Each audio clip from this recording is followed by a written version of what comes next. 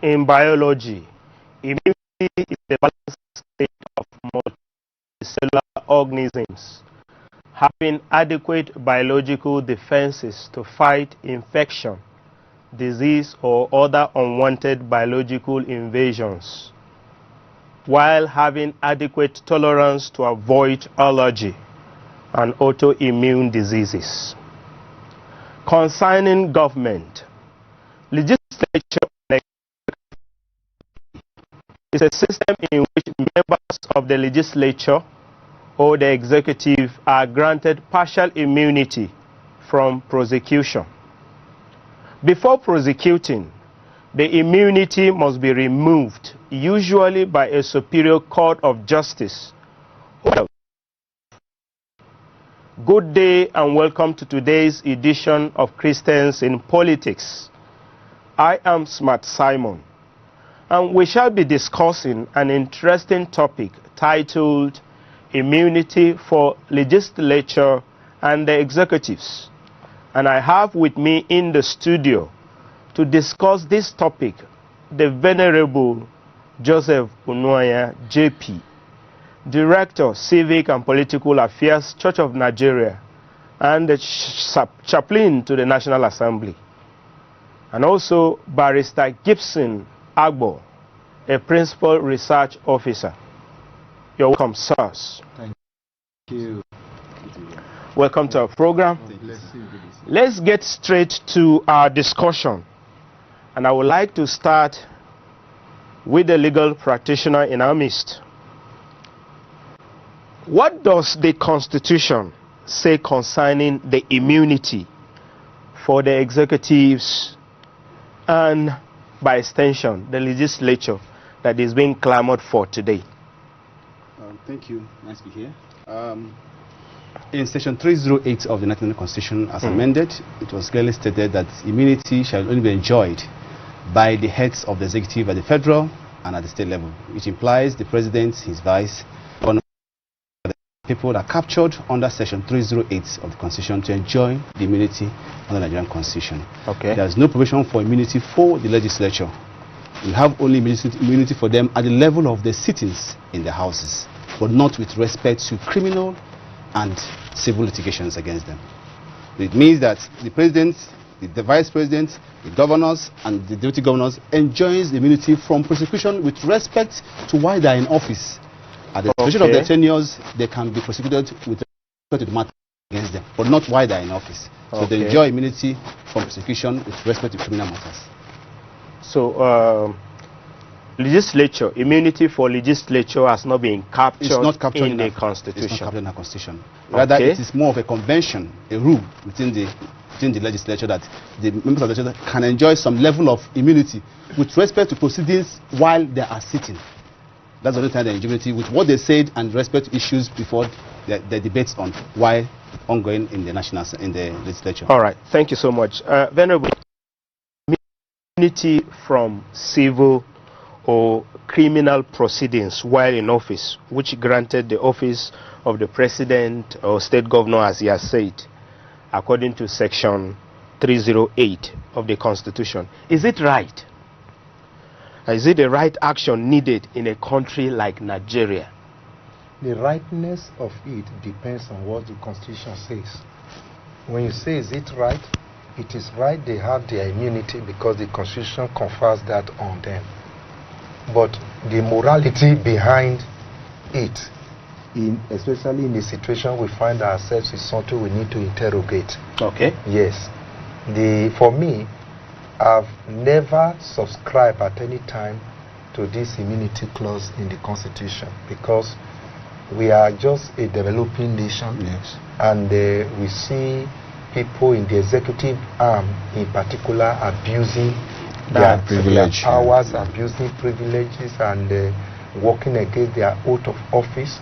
And my own position have always been that prevention is better than cure. Immunity clause is like telling you somebody is doing a major damage and you can see it visibly, cannot hide it, and you allow him to continue to do the damage.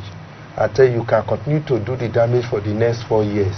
When the 4 years is expired, you look for another 4. No, we will now come and ask you, why did you do this? Okay. So these people can go ahead and do incalculable damage that cannot be redeemed. That is it. Yes. By the immunity clause, even if a president or a governor or their deputies kill somebody, there's nothing you can do. That's right. Then if when they leave office, you decide to now prosecute them, what have you done? Are you going to recover the life that is already lost? So we are in Africa where people are still abusing power, where people still hold on to power tenaciously. Many people have been presidents of their country in Africa for up to 30 years. So if you are in a country like that and the president enjoys immunity, it means he can continue to do damage for the next 30 years. Exactly. And they will do everything to make sure they return to office. This is why I have my exception to immunity clause, not withstanding the excuse the people are trying to give that it will cause distraction. What distraction? When you commit a crime, you should face the music, you should account to the people. See, immunity clause kind of deny the people the privilege to demand account from their leaders. So that is how I see it. If I have my way, that clause should be removed.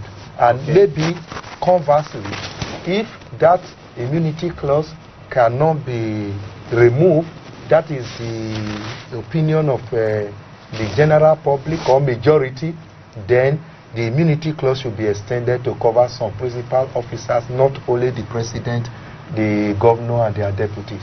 So people like Chief Judge of the Supreme Court should be covered by immunity, and some principal officers there. People like those who are heading the legislative arm should also be covered, because these are three distinct arms of government.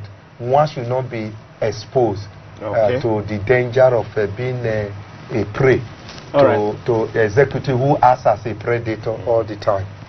So what you are simply saying is that since there are three arms of government, the executive, legislature and the judiciary, if executive is already having, let it be extended to the legislature and also judiciary. Yes, what makes the executive so special? What makes the executive more important than the judiciary? I think what makes the executive more important than the legislative arm? Now, you see, what we are practicing is an aberration of the real thing.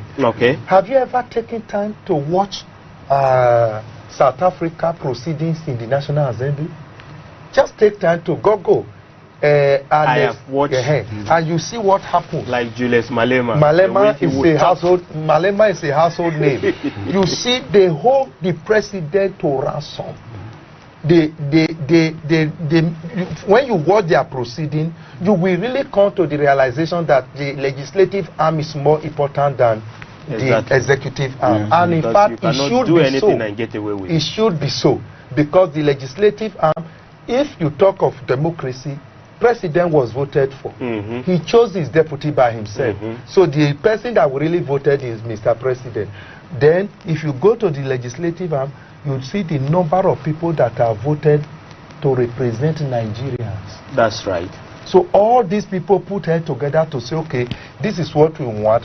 Mr. President, you help us to implement it. Or in the state setting, this is what we want. Mr. Governor, help us to implement it on behalf of the people. How do you now say that one single person, either governor or president, now become a demigod? Now, Barrister. Yes. The countries where we copy this democracy from, do they also have immunity that we practice here? And if you can shed more light to that, the immunity must cut across all the three arms of government, because none of them is special than the other. It's true. Yes, with respect to our practice of system of government, you're aware that we have much of it to do with United States of America. And essentially, the essence of Section 308 of the United Constitution is to protect these categories of persons from unnecessary distractions while performing their official duties. Okay. That's the essence of having section of the immunity clause of the Constitution. Yeah. That's the essence of it. But let us also know that the views and opinions expressed, waiting for you. So that's, I agree with what Venerable said, because if you want to talk about making it to be real and open, then principal heads of different arms of government, like the Chief Judge of Nigeria and the head of the courts, like the Court of Appeal President and heads of court of Chief Judge, and the rest of them, should also be protected by immunity from prosecution. Because if we had gone, if the CJN of Nigeria had some immunity with respect to while in office, there's no way the president would have dealt the way he dealt the CJN on his own. But because he's not protected, though we have some level of protection for them, because you cannot prosecute a judge because having a recourse to the NJC, which is the arm of the institution of government for issues against judges. Yeah. Now, with respect to practice of immunity with other jurisdictions, in United States of America, they have immunity for the president. Okay. This is provided in court in the Constitution of America. The essence of that procedure is to ensure that the president delivers his governance with clearly and unperturbed. That is the essence of having him as having a immunity clause for him. But in Nigeria here, like the Venerable said, we have issues with how it is adopted. Okay. That is the problem. We have issues how it's adopted. Basically, it is the aim of it is to ensure that those protected, captured under it, are not distracted in the performance of their duty. That is the essence of having Section 3008. But then how it's abused and how it's not abused, it becomes a discussion for another day. Okay. Thank you so much. Yeah. Now, still with you, Barrister. Yes.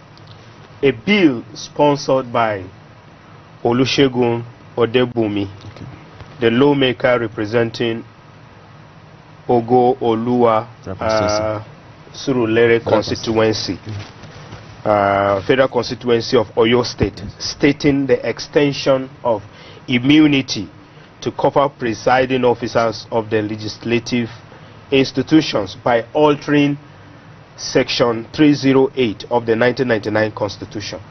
What do you suggest the National Assembly do on this matter, knowing fully well that the Speaker will learn is not in support of this bill? Well, of course, you know the proceedings when it comes to the National Assembly. Like I stated earlier on, the members of the National Assembly enjoy some level of immunity. They enjoy some level of immunity, but those immunities are to respect to proceedings in the House. Whatever they said, whatever actions they took while in the course of deciding their functions in the hollow chamber, they are protected. That is the immunity they enjoy. But what this member is trying to do is to extend the same immunity with respect to proceedings on criminal matters.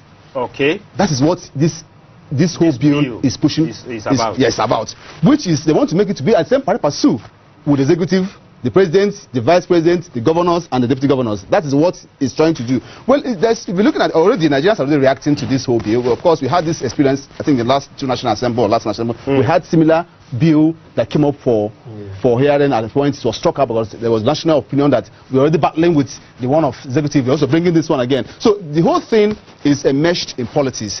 But for me, my similar opinion, I don't think if I'm an advocate of let us abolish immunity clause, why bringing this one? We're already asking let us abolish that of Section 308 to allow everybody to face the music at any time with respect to any offense you committed.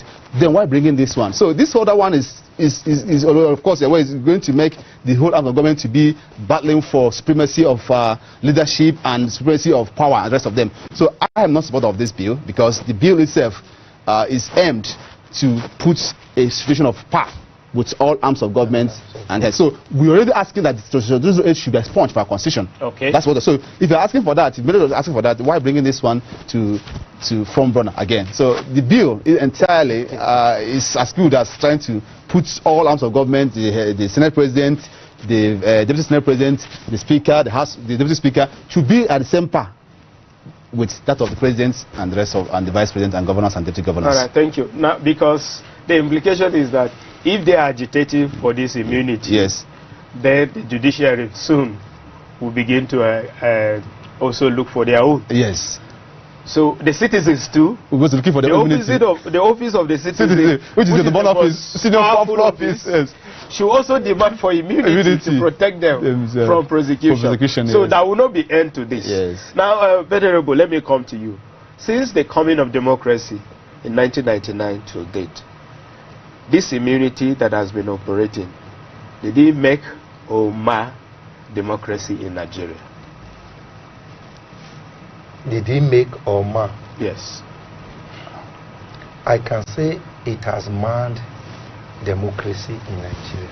There's nothing like when a criminal knows that he has a window whereby a free window to operate. And commit all form of criminality and cover up the best way he can cover up the crime. Yes.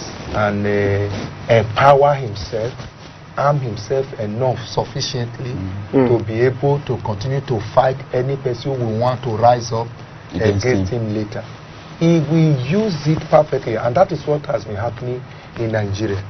When people know that they have immunity and you cannot prosecute them for the next 4 years, then they use it to do and undo, amass huge wealth for themselves. Then they make sure they go for a second term, extend the period to 8 years. And when they leave office, by the time they leave office, you can hire any son. You can hire if there's anything bigger if you than like son. 20 sons. 20 sons are ready to be at your service any day, any time. And do you know some of these people, how much sons take to take care of the matter? To take care of their matter. Some you deposit 100 million first. So the matter is going on. Yeah, you deposit 100 million as a takeoff before the other charges that will be following, and somebody can afford to hire 10 sons and put them in one team. Tell me, which judge can that person not bribe? And it is because when he was committing all these things, he was covered, so he had enough time to fortify himself financially and otherwise, consolidate himself in the crime, cover up the ground that he need to cover. So, see, to a very large extent, it has marred democracy. In democracy, the people should be really the king, not the servant whom the people have sent on errand. The governor is the servant of the people in democracy. The president is the servant of the people in democracy. Now, let's bring it to a realistic sphere so that you can better picture it.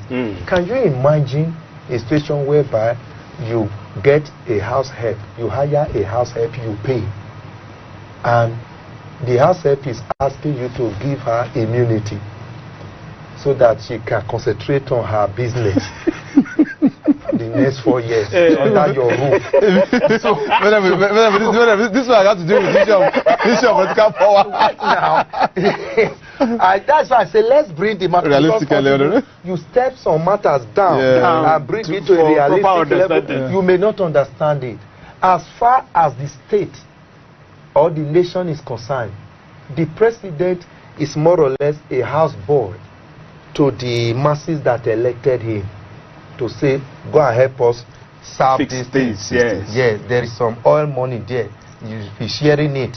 Follow these rules, constitution, be doing it like that. And it tells you, because I want to concentrate so that no one will distract my attention, please, if I'm sharing it wrongly, or I'm taking the whole money, oil money, or doing anything, or any person that gets near me, I kill him, or step on any person's toe, or sweep away somebody's right, incarcerate people. You can't do me anything so that I can concentrate. After 4 years, then you can ask me if I come and talk to me if I did very wrong. That is what is going on with immunity clause. So I've always advocated that it should be cancelled, and I keep emphasizing, if you say it should remain, then what is good for the good is good for the Ghana. Period. Give it to the legislator, give it to the judiciary. But I think with respect to the legislature, I think we're looking at the principal heads. of the legislature. That is the Senate President, the Senate President, the Speaker, and I think that's where we're looking at it. So that is what Venerable is trying to advocate. Because at the level of the executive, you have the President and the Vice and the governors and the deputies. These are people that enjoys immunity. Because immunity with respect to criminal prosecution. Indirectly, by giving the immunity to the executive arm alone, we are presenting a kind of a picture that other arms of government are now subservient to these other people. They are under them. You are making them less. That was why I said now, it earlier. When I come home, this is Christian politics. There was a particular place I served some years ago as a curate. A curate is an assistant to the pastor. So I noticed something that things will go wrong in my apartment. No one will attend to it. A silly fan will go wrong. I'll go and meet my Oga. Oga, this thing, they will not take action. So they say, if you want to say, go and write. I'll go and write. After 1 month, I'll come and remember that, I wrote about my silly fan, and I'm really having issue. They will say, go and write again. So it continues like that. One day, the matter now came up in the PCC. And PCC member were talking. We don't like the way this Oga pastor is trying to handle the junior pastor. When they have finished speaking, I told her, said, come, why are you talking this way? Why are you talking this way? Are you not the people who created the problem? When you were building the vicarage, you know that this is the vicar, this is the curate. Both of them are free, but this is Oga. You made the vicar's vicarage, put air conditioner in his bedroom, in his wife's bedroom, in the children's bedroom, in his study, 2 in the sitting room, and 1 in the visitor's room. Then the curate's vicarage that was side by side, you did not put a single AC, you put just ordinary ceiling fan. Then under the sitting room of the curate, where you have the PCC, a conference room, you put 2 AC. I said, what picture did you present from the beginning? That in this very vicarage, 1 is Oga, 1 is a slave. So that is the kind of picture immunity clause given to the executive arm are not extended to legislative arm and the judicial arm. That is what he presents. And people may not see anything bad in it until what happened to Onoge happened. Yeah, that's the issue. Yeah. What happened to Onoge would it have happened if the judiciary enjoyed the same thing? Even what happened to Saraki then when he was going for a strike? Because I think what Venerable is trying to say that for us to be a balanced position, we should create same for all heads of arms of government, because all of them are equal. Because by the time you make the president and the vice without them to enjoy immunity, that means they will go all out against the other arms of government heads. That was the experience we had under Saraki era. Of course, every day the young man will be going to CCT for trial, affecting the legislative business. Yes. So it's a two-way situation. But look at how they invaded National Assembly severally. So the mace. So they go and find it somewhere at the outskirts of the city. Where they need to park. And nothing happened. Exactly. Who has prosecuted? Nobody. So by implication, you're also making the executive arm so powerful. Yes. They determine everything. They run everything the way they want. They can even move the Senate President. They can even move the CGM. Like we had Onage, like the Venerable said, we do Onage and all that and all that. Thank you so much, Barrister. Yes, sir. Now we all agree that the office of the citizen is the most powerful office in democracy. Yes. Should the citizens also have this immunity? No, outright no. Outright no. There's no. If you say that, means we should just keep stealing and doing everything. No. The law should take its course when it commits some level of. The only way I can advocate for immunity for citizens is the immunity for them not to be in the course of the reaction or response to issues of governance, not to stifle against stifling the opinion. The citizens have the right to add opinion on how governance is run in the country, but not with respect to criminal litigation. If you commit a crime, you should go to the court of law and have a day. That is the only way I'm against immunity, because you give it to other citizens. But when it comes to issue of opinion and fundamental human rights, citizens should enjoy those things, should be protected from abuse. Okay, We will soon go on break, but before we do that, Venerable, what should the government do? I don't know whether the government now or the legislature do to control and reduce the immunity privilege given to the executive. I think it should be the legislature, right? Yeah, because they have the powers to amend the Yes. constitution. Yeah. Yeah, the challenge here is this. When you give power, it's not easy to take the power back. You have given immunity to the executive. Yeah. And whatsoever piece of legislation that is legislated by the legislator will still go to the same executive for assent. And that is why... So if you like, you sign. If you like, you don't sign. You can't do him anything. In the last administration of President Muhammadu Buhari, many bills were not accepted. Yes, he has his reasons. He gave his reasons, some visibly very cogent, some visibly not understandable to a layman like us. So, except if we are further enlightened why such bills, like for instance, the electoral bill that went in for almost four times and were rejected by four the times. president. So, except they can explain to us. So, to that extent, it will not be easy to reduce whatever the executive is enjoying now. The easiest way to balance the equation is legislate that there should be immunity for the principal officers of the National Assembly and the judiciary. If the National Assembly is not taking on the judiciary, then they are also selfish in their approach. Yes, they are. See, yes, they are also selfish in their approach. The two, they should not give another chance for Nogue and his colleagues to come and be begging for them to also legislate for them. They should go ahead and legislate on this, pass it to Mr. President, let him assent to it. If he refuses to assent to it, there's constitutional provision whereby they can veto it. So, but if they cannot summon up the courage to veto this, assuming, I believe Mr. President will assent to it. Yes, I believe he will assent for this who? Yeah, Mr. President mean well for Nigeria. I think I have a stroke. You don't believe it? I believe I have. I believe so. But I'm afraid, with respect, that this bill, I don't see this bill happening. So in my area, they say until you ask, until your aunt buys a goat, you don't know whether he can dance also. So do the legislation, pass it to him. I believe he will assent to it. Yeah, I know Mr. President mean well tonight. That is what he has always told us.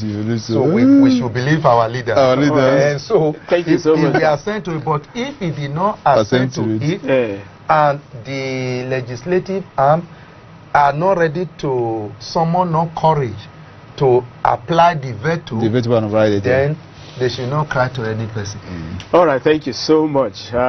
You will have to hold your thought. Okay. We will go on a short break, and when we return, we will continue our discussion.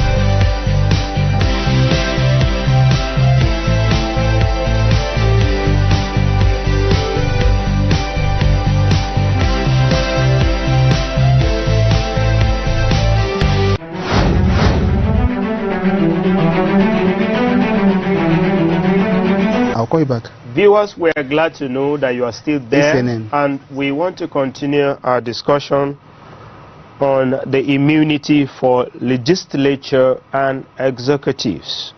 And before we went on break, we were looking at the need to balance the immunity. If the executive is having the immunity, and as it is proposed now for the principal officers in the National Assembly, then that should also extend to the judiciary.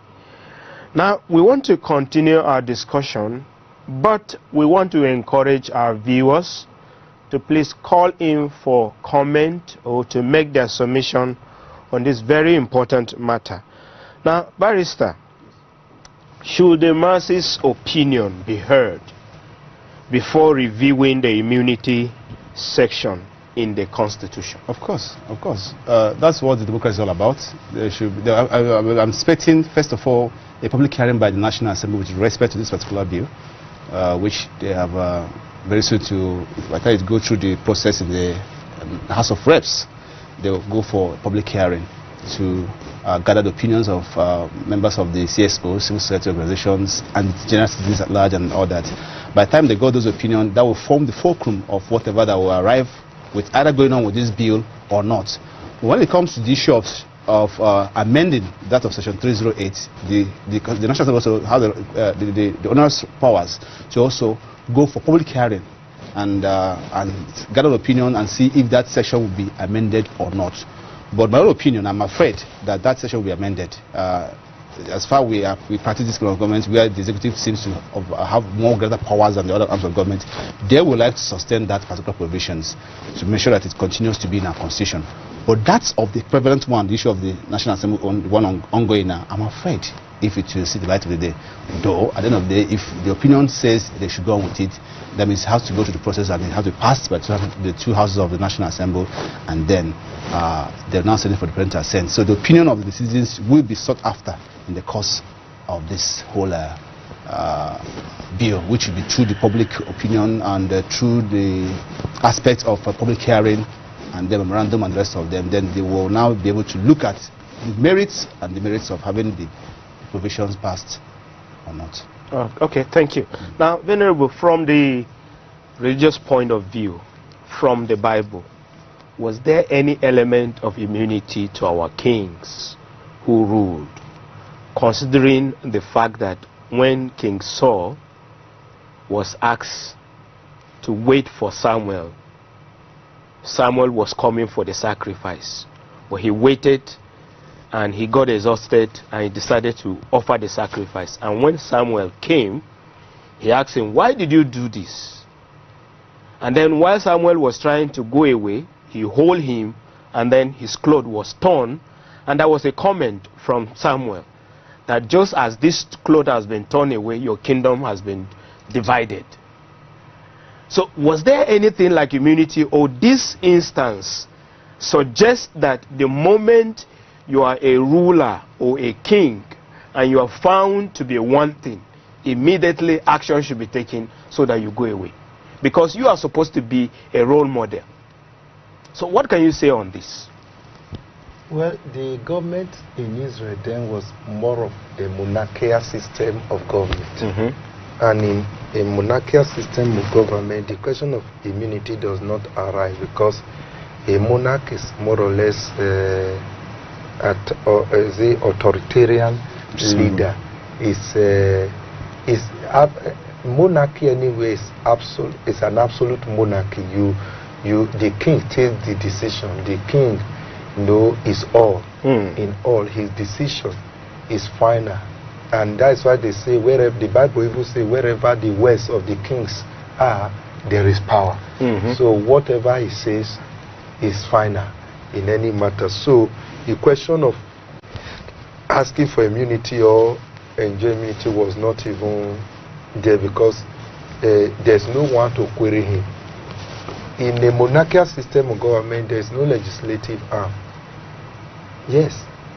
In a monarchical system of government, it's like power is absolute. It's like this in military government. Power is absolute. Yeah, power is absolute. We only have the monarchy, what they call the council during military PRC, Supreme Military Council, Supreme Military Council, AFRC, and all that. So when the chiefs are in council with the Oba or with the king, it's like this in military government.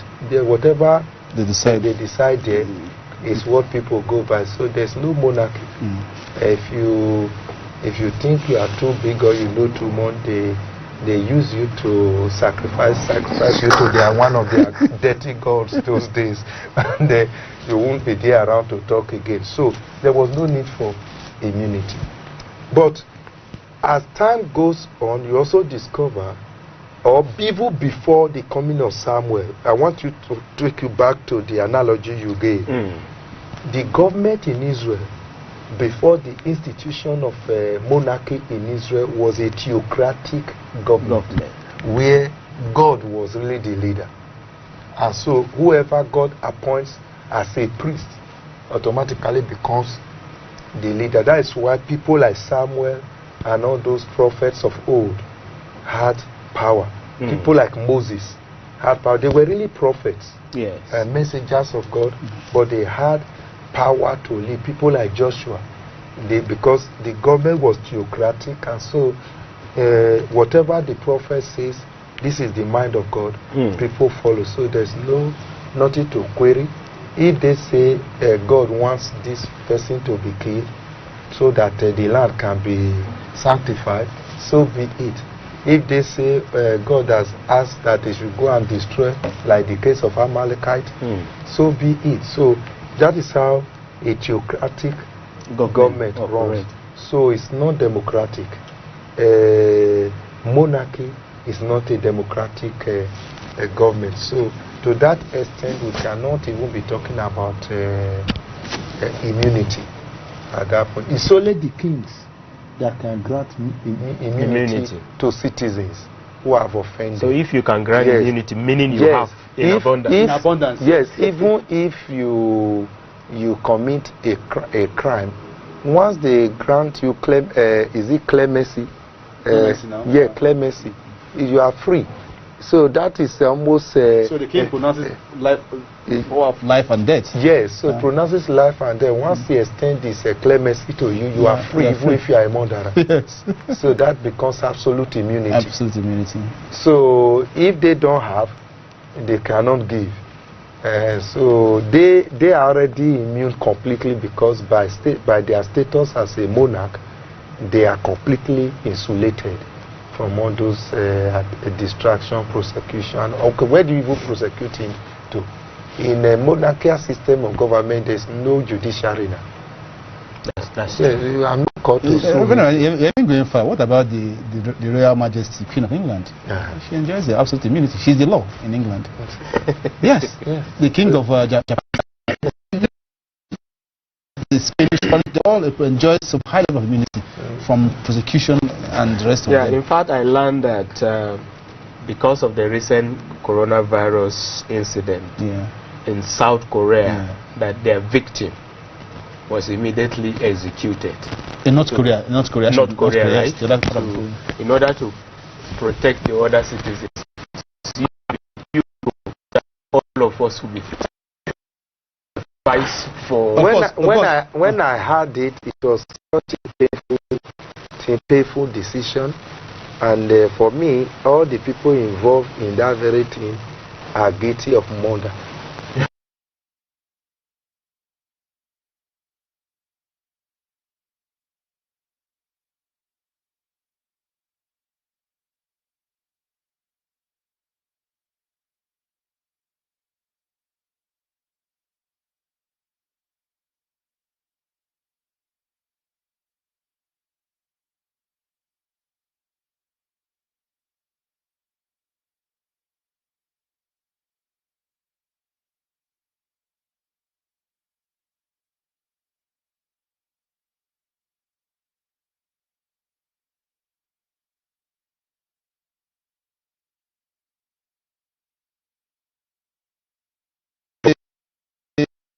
My advice is that those proposing, the proponents of this bill should also tread very carefully. We're in a country that so many things are going on now. Nigerians are in need of other decisive measures to deal with insecurity and other social vices. These are the pressing needs of the country at the moment. These are the things the national should concentrate themselves with, and not issues of immunity. Immunity on what grounds? If you offer the best of the services as the legislature, of course, the citizens should enjoy it. So this immunity clause is a distraction. We want to have a government that is concentrating every of its arsenal to deal with these unnecessary national challenges. Secondly,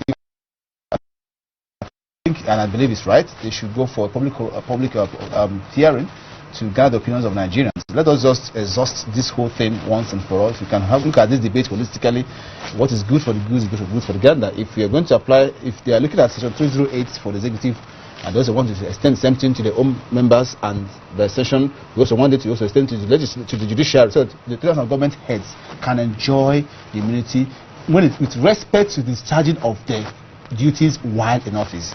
Because if you're giving immunity to if you have given immunity to the head of the executive arms of government, then the principal heads should enjoy the same, so that they can concentrate in the course of their discharging of the duties. So there won't be distractions. Because if you continue to push subject the head of the legislature and the head of the judiciary to necessary distraction, court processes, and that means the office becomes so vulnerable for changes and the rest of them, and they won't be considered. So we want to have a situation where what is good for A is also good for B, so that we can have a smooth cell governance.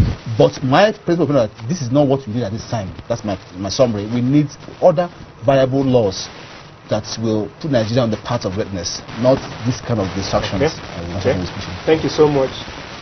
In this program, Christians in Politics, we have always advised the government, we have always made sure that our voice is heard. Now, as we begin to round off, you are going to give your own advice, but as well, if you can touch the aspect of insecurity in the country. Only yesterday, I learned that a particular community in Kaduna were attacked, and 50, did you say 100? Yeah, 100. About that, and the governor even came to apologize that the government didn't do well for not protecting their citizens. So, if you can say something on it as we run off on this segment. Well, the earlier we wake up, the better for us as a country. Because the way things are going, it only suggests that there is no government. It's true. Yes, absolutely. No matter how you look at it. You have a country where people can just throw in, kill as many people as possible, sack a community, and nobody is arrested. Yeah, for hours. Nobody is prosecuted. They operate for hours unchallenged. Then you say there is a government there. If people say there is no government in that place, it's not really the people that is saying it's the government that is saying that we are no longer here. Exactly. Take your to Israel. Protect yourself. And if, for instance, there's an issue that happened, and we went to this road to the IG, and nothing came out of it. We wrote to the first of all, we went to the DPO, nothing came out of it. Our hands are tied, there's nothing we can do. Because people advise, okay, go to the IG. So we went straight to the IG. At the end of the day, they told us all that is required financially to get this thing done so that the environment can be secured. And after 2 months, nothing. They said, you see, we are overwhelmed, we don't have anything to do. Then they advised us, can we go back to the DPO? So we went to there's one special arm of the police force. We went there. After waiting for 3 months, the overall guy invited me and said, you see, we are in Northeast, we are in Kaduna Road, we are in Kogi Road, so we are overwhelmed. There's nothing we can do. I advise you go back to your DPO to see whether it can help. And we went back the second time now, this time formalize our writing now to the DPO. After 3 weeks, he calls back to say, can we see this one is not something we should be talking on phone. we went there. He said the truth is that we are overwhelmed. So what we advise, can you go write? Can we write to the commissioner? It has taken over 6 months. They have not been able to respond to the single issue, the volatile security issue. Can I ask the DPO, do you know what people are telling the citizens? You are telling, go and protect yourself, go and defend yourself. If somebody that is statutorily empowered to protect me tells me his hands are tied, his legs are tied, and he's powerless, then what do I do? So that is where they are pushing this country to. And I must tell you, government didn't do what they're supposed to do at the wrong time. The body language of the present government sent a signal to criminals all over the world that, oh, you can kill and have a free day in Nigeria. You can commit any crime and go scot-free. And so they have come. So the earlier we wake up now, the better. Otherwise, more will come. Look at the way people are flocking into this country. And go downstairs and see the people lining up there for interview. How many offices have we advertised? And see the number of graduates that are there for interview. Then in a country like that, they are beckoning on outsiders, say, come from all over Africa. Nigeria is the big brother. Nigeria is ready to accommodate every person. And people are packing into the state, 400 in one night. People will just load 20-something buses, and just from aliens coming into a country, a state, proper checking, without checking, without and going through any. I mean, where do you do that kind of a thing in the world? All these people, once they come, assuming those 400 that were arrested in the east, assuming they were not arrested, as they have entered, they have no accommodation, they have no bank account there, they have no shelter. Criminality will be on the increase. But these are the ones you just. These are the ones you know. One of the ones that are entering in the night of the day. Check entry and you know, in the middle of the night, 2 a.m., they will feed trailer load. Human beings. Yes, and just crisscrossing from one part of the country to the other unchecked. So government need to wake up, because where we are now, and no one is safe. No one is, even the person in the ivory house is not safe. Okay, thank you so much, sir. Viewers, we were advised that instead of talking about immunity at this point in time, the government should rather look at the state of the insecurity in the land, because citizens of this country are not longer protected by the government. No, please. They should talk about immunity. They should not throw it away, because it's because National Assembly principal officers don't have immunity. That is why they are afraid to take some stand. Okay. Yes. It also has bearings. Just that time is up. It also has bearing with insecurity. With security of office. Yes. Because if security of office, for them, if they're not, they would have been able to check the executive at the beginning, when the executive were handling this security with kiss globe. But because they are not immune, that's why they could not point the executives as on. So, as we are looking, see, when one knife is at home and is missing in the evening, if they are going to eat pounded yam, everyone should be looking for the knife both up or down. That is, as we are talking about immunity, let's be talking about security. Let's solve the problem in a holistic way. We should not leave one. That is what I'm trying to correct. Let's not drop the issue of immunity. It's very central to the survival of our democracy too. Okay, thank you so much. So as we try to look at the issue of immunity, which we have earlier advised that it should be balanced, it should cut across all the three the three arms of government, so also the issue of insecurity is so important that the government should look into it. Of recent, I saw where they went to Garkida, a place in Adamawa, and killed the people and burned houses and churches, and even make away with APC, this armored personal carrier of the army. The insurgents went away with it. So please, we should pay attention.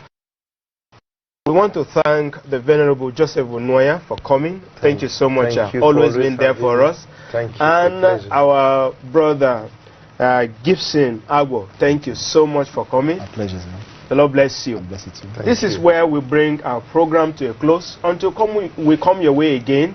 Same time, same station, next week, Tuesday. God bless you and God bless Nigeria.